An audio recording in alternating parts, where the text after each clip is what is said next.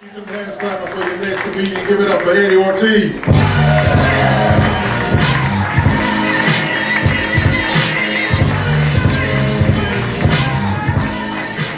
Oh no, Bruno Mars got fat! What's going on, Zanies? How we doing tonight?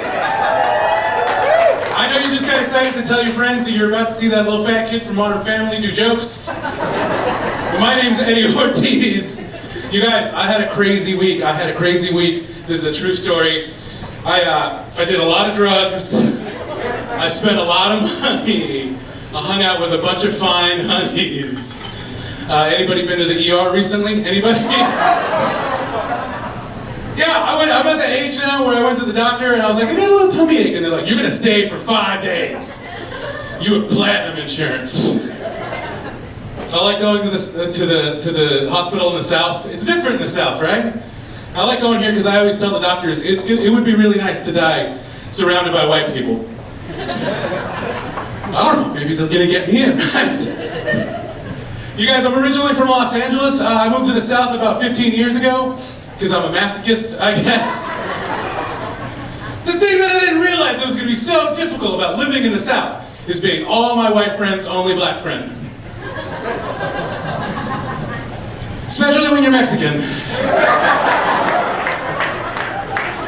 the thing is, I'm not even Mexican! I'm about as Mexican as the Baja Blast at Taco Bell. You know what I always say though, you gotta live mas, right? You gotta live mas. I grew up in LA in the 80s, and if you know what that means, it means government cheese and serial killers, you know? Which is still my favorite stuff. It's still...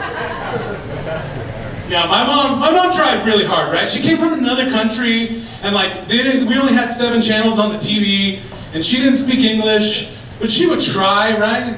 She watched like Family Ties and Elf to figure out how to raise us. So she picked up some vague concepts, right? Like one day she just decided we needed a boogeyman, right? Did you guys grow up with a boogeyman? Did your parents, I can tell the boogeyman is still after you right now. It's gonna be okay, we'll hug later. So my mom realized we needed a boogeyman, right? She was like, okay, these kids need a boogeyman. But she didn't understand the concept. So she would just pick a name out of the news.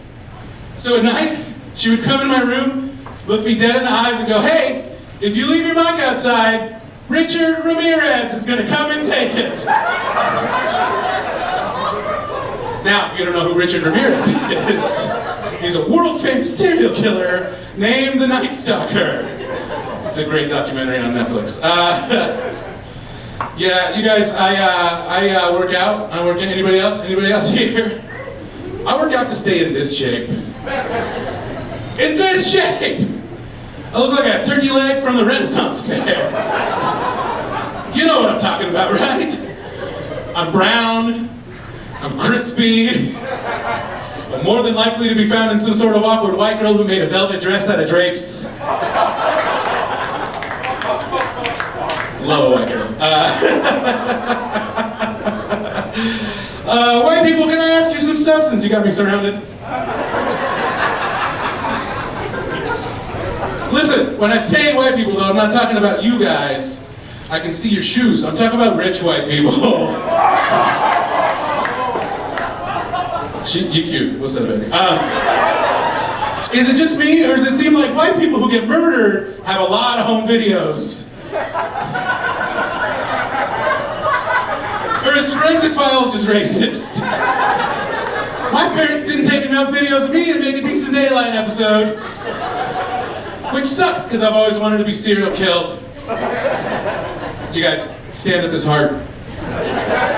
Especially when you're built to sit down.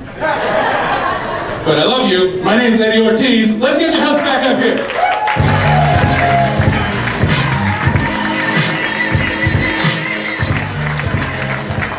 Eddie Ortiz.